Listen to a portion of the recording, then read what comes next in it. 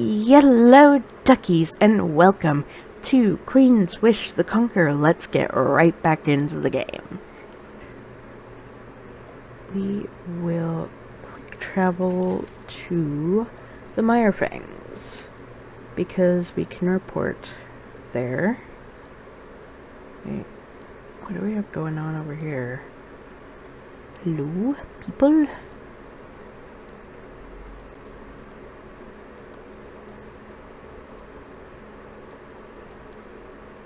Okay, nobody wants to talk to me. Okay. Let's report that that town has been emptied out and maybe we can claim it. Or other people can claim it. I mean, I passed through the Mirefangs, tell the tale.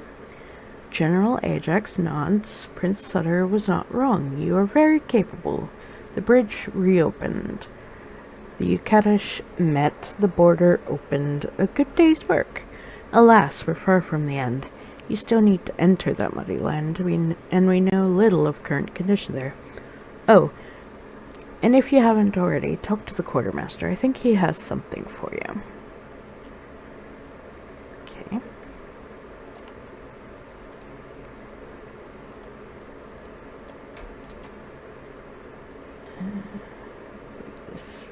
The quartermaster. One passage through the Mirefangs. I could use some supplies. Yes, princess. Packed in with some javelins, I found an enchanted flask. I asked the general and he thought it would be most useful in your hands. Healing potion, yes. We always need those. I got rid of those mirelings in the Gellum ruins. Thank you, princess. You will have fewer problems with theft to your caravans in the future. If you wanted more thoughts of mine, I could say them. Humble thoughts, princess. You may give me more advice. Runner Sarang and other envoys from Nakala have visited us. When they rebuilt the bridge, that town would like to resume trade with us. They're poor, you see. The best thing for that would be if Fort Muck was rebuilt. Then we could get supplies from our mines in that region. Fort Muck? It's an old haven fort, lost in the calamity, but it can be reclaimed. The land is ours, after all. By treaty. You just have to find the ruins and give the order. What do I need to reclaim the fort? The general has already been slipping in workers and materials. You just need to find them and get permission. Fort Muck is west of Nakala, not far. He keeps changing tenses and it makes me think that maybe the ruins are not necessarily there. Get sucked up by the mud. Do you want anything from me?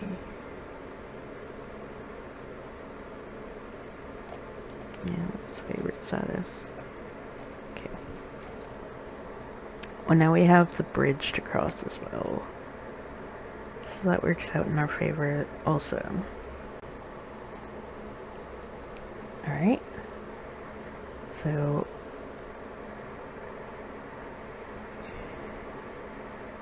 Ukadish traders and iron workers are already rebuilding this crumbling, muddy trading village. Full relations between your people and theirs haven't been restored, and they are already here, risking all for the chance to make money. It is universal law. Whatever the relation between Haven and its vassal, many there will do anything they can to make money out of it. Okay, well, I mean, town's a town. Nakala's down here. They said it was west. Most roads in the Ukats are deeply rutted mud. These roads are gravel, some of the few proper roads in this land. They need to be for the sake of ore caravans. The caravans carry iron south to the Nakala docks and bring back stone, medicine, and other luxuries that make life in the swamp tolerable. You pass a line of wagons carrying ore and iron bars from the mines to the north. This is the sole export of the Yucatish and sole source of their wealth and security. They watch you as they pass, fascinated. They are young, and none of them have ever seen a Havenite. Okay, signs. Okay, so Fort Muck should be here. This is just another little town. Let's follow the road. Let's go Nakala. These guards have been given clear orders. When you approach, they step off to the side, plant their barbed spears in the mud, and let you pass silently. As you walk by, they give you tough, cold looks. They are no match for soldiers of Haven, but they refuse to betray a moment of fear. It's fine by me. Oh, Fort Muck. There are several large farmhouses ringing Fort Muck, waiting for settlers to come and rebuild them. When Haven fled, the houses were carefully sealed. They survived the decades of your absence surprisingly well. You were close to the ruins of Fort Muck, one of Haven's 7 outposts in Sacramento. It was abandoned decades ago when the calamity forced your mother to withdraw most of Haven's soldiers. The logs of the fort have been rotting ever since. It would take a lot of work to repair, yet Haven seems up to the task. East of the fort, you see a huge camp. General Ajax has been sneaking workers and supplies into Yucatish lands. A lot of them. Enough that some of the Yucatish must have known that he was doing it. Interesting. They are camping to the east of the fort ruins now, waiting for your orders. Okay. You approach a band of workers, some Haven and some Yucatish, who are camped outside Fort Muck. They are waiting for the orders to begin work. They tell you to go to the middle camp to talk to Chief Clive. Okay. You approach this camp. There are a bunch of Haven soldiers huddled together, shivering and dripping with rain. They are not enjoying the climate. One rises, approaches you and kneels. She says, "Chief Clive, reporting. General Ajax took the initiative and sent us ahead. We're ready to reclaim Fort Muck. We just need the order." How did you get here? It wasn't difficult. Many of the Yucatish in this region miss Haven. It's up north that they don't care for us as much. What would the Yucatish think of us rebuilding this fort? Doesn't matter. It's our land by treaty. I give the order. Get to work. Clive turns and says, "Get to work, boys." The bedraggled, soldiers and craftsfolk give a hearty cheer. Then they pour into the ruins of Fort Muck. Okay. Alright. Let's go in. Now that you have rebuilt one of your forts, it's a good idea to install shops into it. This is how you get stronger characters and the best equipment. You enter the freshly rebuilt Fort Muck. Workers and soldiers are everywhere. There's a lot of work to be done. Rotten logs need to be replaced, mud needs to be shoveled out of buildings, it's a mess. As you enter, the guards and workers turn and kneel. Then they get back to work.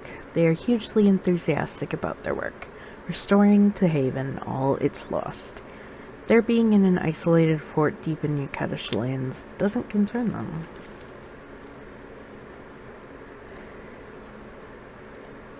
Okay, let's do what we normally do. Uncover what's available to us.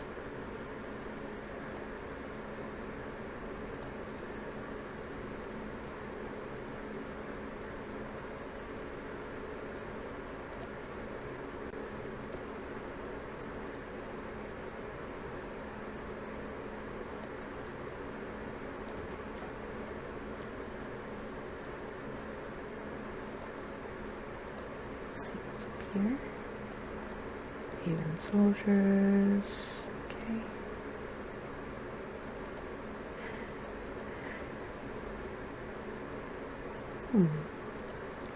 We have another dock area.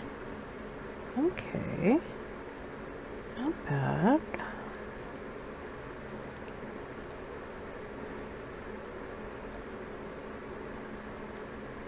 Though in the marshy area, it would be understanding to have a dock.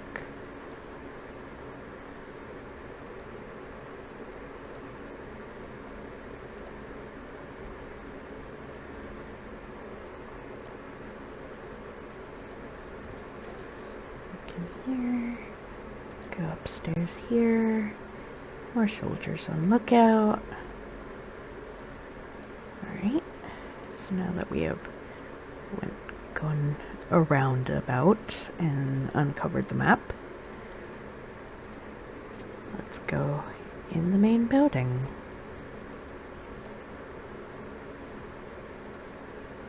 You meet the chief of Fort Muck, snuck in here by General Ajax. She is already settled into her office. She's an old woman, far more frail than you would expect in a perilous region like this one. Yet, when she rises and kneels, she is spry. She's truly thrilled to be here. Welcome, Princess. I am Chief Clive of Fort Muck. I am honored to be here and ready to give you my report. Alright, give me your report. We have retaken Fort Muck. The Yucatish give no objections, none at all. Our supplies and workers travel on their roads without objection from the locals. You should know, Princess, I served as chief here before, long before you were born. You served here before. I was the chief here when the calamity happened. I followed the Queen's orders to leave. I was the last out the gate. Oh, the tales I could tell. When I learned Haven was returning, I insisted I resume my old post. Why did you want to come back? I am a Havenite. When we leave a place, it is as victors. We were forced out. Since then, I have wanted to return to cure some of our shame. What sort of tales could you tell? Oh, Princess, you are far too busy for my rambling stories. I was here during the calamity. I saw the slow decay, the panics, the ambushes of our soldiers, and then the retreat. Tell me more about the calamity. She sighs. The crops were rotting. Our luck was sour. The Yucatish were rising against us, timid at first, but then more confident. We had no idea why. It just happened. One day all was well, the next day... She shakes her head. How did it end? Your mother gave the word. The problem was too big, too mysterious. She was young, Queen. Too many wars. Too many calls for her resources. We couldn't defend Sacramento. We left a skeleton force to defend what we could. We left. I left. And now we are back. I won't dwell on those memories. I served the Queen. I serve you. We won't be thrown out again. Are you fully staffed? Close. We have workers, guards. I only lack my sage.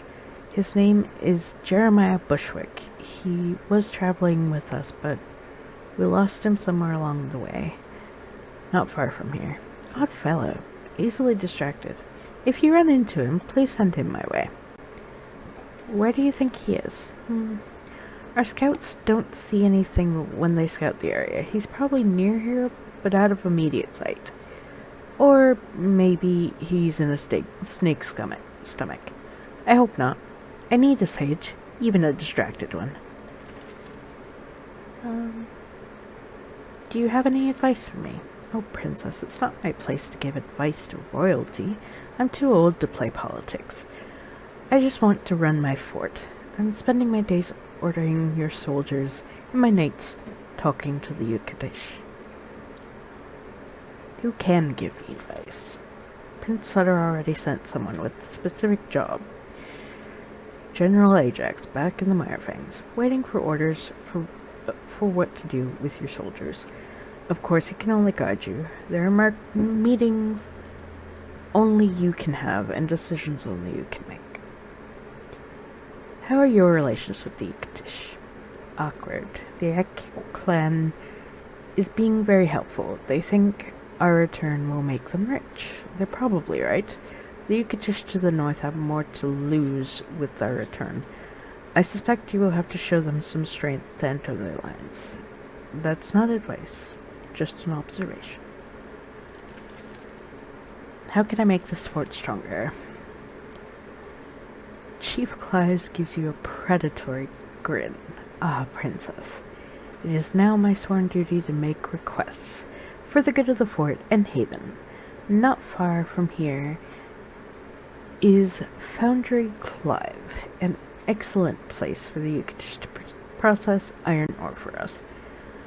However, our scouts say there are some pests in it.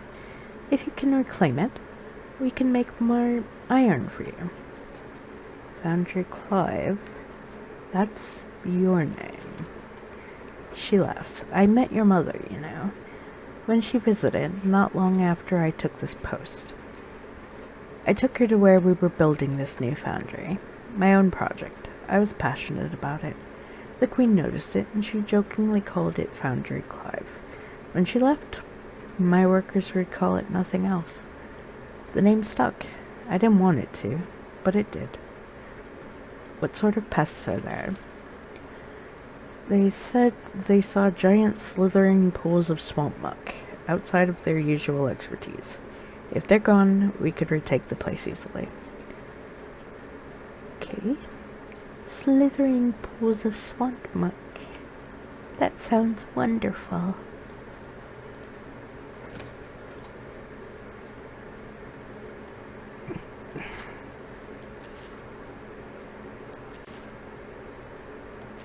Their school life. Always useful. Let's move this into his. Yes. And let's go upstairs. Chef Ina. The fort's cook, a plump middle-aged woman, whisks something white in a bowl. She hums happily to herself. Her floral apron is stainless, like the rest of her kitchen. When she sees you, she stops whisking, only long enough to curtsy. I am Chef Ina, princess. I will be at your service shortly. This is delicate and can't be delayed. What are you making? Meringues. Our soldiers love them. A simple recipe, but tricky. Well, why are we feeding soldiers such extravagant fare? She raises her eyebrows at that. The Queen has always paid most particular care to our army. A wise choice, in my estimation. An army marches on its stomach, as they say. Good food means good morale. Understandable. Why is the recipe tricky? Her eyes light up at your interest. It's all technique. Only 3 ingredients. Must be whipped and baked perfectly, or all you have is a mess. Now, admittedly, there is something I completely understand. Meringue is hard to do, no matter how easy a recipe it seems. She carries the giant bowl to waiting sheets of iron and hurriedly portions out dollops of the stuff. When the trays are filled, she rushes off towards the hot oven.